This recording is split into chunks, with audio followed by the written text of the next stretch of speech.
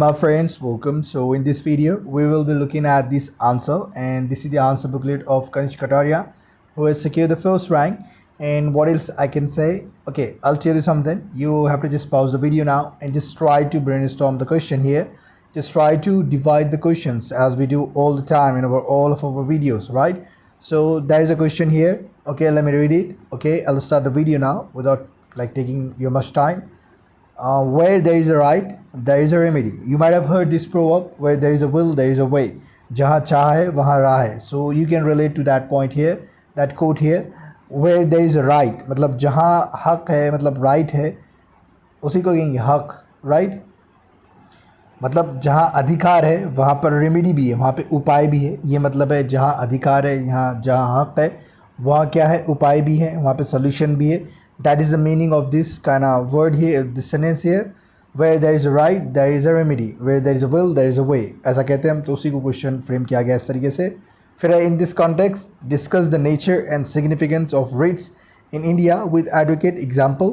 So हमें क्या लिखना है यहाँ पे? पहले तो देखना है कि हम राइट के मायने पता होना चाहिए, उसके लिए रेमेडी क्या है वो भी पता होना चाहिए. तो हमें दो पार्ट में बांट सकते हैं. फिर है इसके discuss the nature and significance of writs. तो हमें नेचर, किस तरीके के रेट्स है, उनका सिग्निफिकेंस क्या हमारे इंडिया में, एग्जाम्पल के साथ हमें बताना है. We have to write in 150 words and you will get 10 marks if you write like in a proper way, in a very good manner. Okay, so I will start the answer now. So rights are powers and liberties enjoyed by the citizen of a country. वही है कि rights क्या एक तरह के powers है और मतलब एक फ्रीडम है, आज़ादी है जो सिटीजन्स के द्वारा इस्तेमाल की जाती है. अब कोई एक स्पेसिफिक कंट्री की बात नहीं हो रही है. अ कंट्री बोला है तो कोई भी कंट्री हो सकती है, कंट्री में बात हो रही है, टू बी स्पेसिफिक नहीं बोला जा रहा है यहाँ पे. Okay, however they are not absolute and can reasonably restricted. और ये मतलब पूरी तरीके से अनलिमिटेड नहीं है, इस पर रीजनेबल रिस्ट्रिक्शन लगाया जा सकता है if the restrictions are not reasonable. Okay, so अब यहाँ पे जस्टिफिकेशन दे रहा है. जो पहले वाले जो वर्ड्स है ना, जो राइट है उसके लिए रेमेडी भी है, तो वहीं हमने राइट को डिस्क्राइब कर दिए. अब उसकी रेमेडी क्या है उसको भी डिस्क्राइब कर रहे हैं, राइट. सो देखिए, अगर ये जो एब्सोल्यूट नहीं है बोल दिया है, फिर इसे रीजनेबली रिस्ट्रिक्ट भी किया जा सकता है. अगर if the restrictions are not reasonable there is a remedy. अगर हम इस पे जो हमारे अधिकार है उस पर अगर हम पाबंदी लगा देते हैं अगर गवर्नमेंट, और अगर वो रीजनेबल नहीं है तो उसके लिए रेमेडी भी है, उपाय भी है, उपचार भी है, सोल्यूशन भी है, to ensure they can not be embed. Okay, मतलब एक तरह से वो ठप ना पड़ जाए, एक तरह से फिक्स ना हो जाए. ओके, एक जगह से जम ना जाए, उसे इंश्योर करता ही है. मतलब वो अच्छे से इस्तेमाल हो सारी चीज़ें. एक सिंपल वर्ड्स में हम इस तरीके से बोल सकते हैं. सो आगे देखते हैं.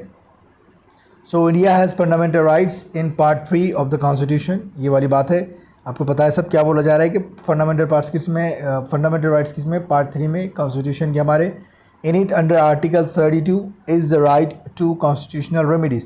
देखिए, पहले राइट के बारे में मतलब अच्छे से बोला गया है, फिर उसके लिए जो रेमेडीज़ है उसका आर्टिकल के साथ क्या किया गया है, जस्टिफिकेशन दिया गया है. Which has 5 writs along with any other which the courts declare. और 5 रिट्स दिए गए हैं और उसके साथ कोई अगर कोर्ट डिक्लेयर करना चाहे तो कर सकती है, वो बोला जा रहा है यहाँ पर. फिर उसके बाद देखते हैं हम. ओके, फिर है SC मतलब supreme court can issue Ritz in India under article 32 and HC यानी हाई कोर्ट अंडर आर्टिकल 226. सो किसके पास सुप्रीम कोर्ट को पावर दिया गया अंडर आर्टिकल 32 हमारे कॉन्स्टिट्यूशन के ज़रिए, और 226 जो आर्टिकल वो हाई कोर्ट को पावर देता है. तो सिग्निफिकेंस क्या है? सबसे पहले तो ये मिसयूज प्रिवेंट करता है, प्रिवेंट रोकता है misuse of power by government. Government अपने मन से कुछ नहीं कर सकती, जो कॉन्स्टिट्यूशन में लिखा है उसके हिसाब से उसे चलना होगा, वरना लोगों का फ्रीडम छीन लिया जाएगा. That is the thing is being discussed here. Okay, so promote political democracy. Political democracy को भी ये क्या करती है, प्रमोट करती है.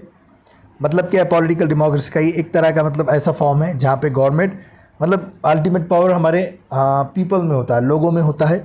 वही रिप्रेजेंटेटिव के ज़रिए जैसे हम इलेक्शन में वोट देते हैं और हमारे पसंदीदा शख्स को चुनते हैं, पर्सन को चुनते हैं, और वो गवर्नमेंट चलाता है. That is the thing. फिर ensure social justice. Social justice को भी क्या करता है, ये इंश्योर करता है. मतलब क्या है कि सबका क्या है, एक अधिकार है, सब क्या डिज़र्व करते हैं कि सबके पास अपॉर्चुनिटी हो, मतलब सबके पास इक्वल अपॉर्चुनिटी. ऐसा नहीं कि कोई हाई कास्ट के लोगों को जॉब दी जा रही है और लो कास्ट के लोगों को नहीं दी जा रही है, लोअर कास्ट के लोगों को, हालांकि उसके पास उतनी एबिलिटी है. सो सबके लिए इक्वल अपॉर्चुनिटी हो, इकोनॉमिक, पॉलिटिकल और सोशल राइट्स हो, अपॉर्चुनिटी हो, सबके पास इक्वल हो, ये सारी चीज़ें. वो उसको भी क्या करता है, सुनिश्चित करता है, इंश्योर करता है। फिर है protect civil liberties, civil liberties को भी प्रोटेक्ट करता है, हमारे आज़ादी को भी। ओके, फिर आगे देख लेते हैं हम। फिर अब नेचर ऑफ रिट्स के बारे में पूछा गया था, रिट्स के बारे में। तो देखते हैं हेबियस कॉर्पस क्या है। Can detain individuals without any right and have to present him before the court. So किसी भी इंसान को हम पकड़ नहीं सकते, उसके पास प्रॉपर डॉक्यूमेंट्स होने चाहिए और उसे कोर्ट के सामने क्या करना पड़ेगा, प्रेजेंट करना पड़ेगा। जैसे यहाँ पे डिटेनी विदाउट नोटिस लिया गया, नोटिस के साथ ही उसे हम क्या कर सकते हैं, डिटेन कर सकते हैं। Mandamus okay instruct the officials to okay carry out what is the particular action. तो हम किसी कोर्ट क्या कर सकता है, किसी ऑफिसर को कोई एक्ट करने के लिए बोल सकता है, कोई स्पेसिफिक काम भी दे सकता है। जैसे मेट्रो को बोल सकता है कि कोई पर्सन को वहाँ पे ट्रैवल करने दो, उस मतलब क्या करेंगे, ट्रेन के ज़रिए हो, राइट। फिर उसके बाद देखिए जो सर्शियरी है, अच्छा सर्शियरी भी पढ़ते कोई, certiorari prevent and cure any excess what is the jurisdiction.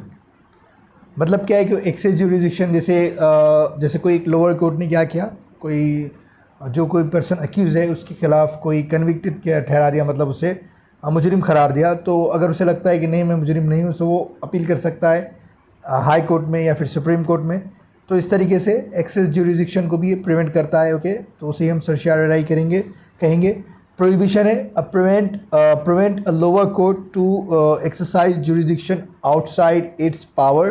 पहले तो देखिए प्रोहिबिशन के प्रोहिबिट करना यानी किसी को फॉरबिट करना, किसी को रोकना, प्रिवेंट करना, उसी को हम कहते हैं। तो ये क्या कर रहा है कि prevent a lower court to exercise. तो किसी लोअर कोर्ट को क्या कर रहा है, प्रिवेंट करता है एक्सरसाइज करने से इसके ज्यूरिसडिक्शन में, मतलब आउटसाइड वो ना जाए। जैसे कोई लोअर कोर्ट है, अगर उसमें कोई मतलब ऐसा फैसला सुना जाए कि उसके मतलब ज्यूरिसडिक्शन से, उसके एरिया से बाहर है, तो उसको भी ये क्या करता है, प्रोहिबिट करता है।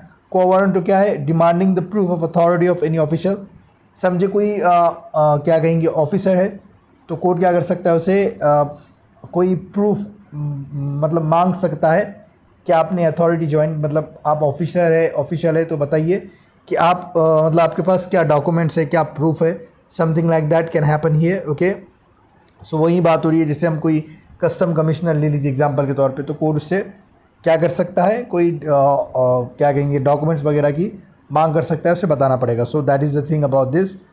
सो in addition to these 5 other writs like deduration can also be exercised। अब देखिए इसके मायने तो डेडरेशन के में से मायने तो समर्पण करना, सरेंडर करना है, तो वो भी हो सकता है। Okay, in addition to this 5 ये भी इंजॉय किया जा सकता है, एक्सरसाइज किया जा सकता है।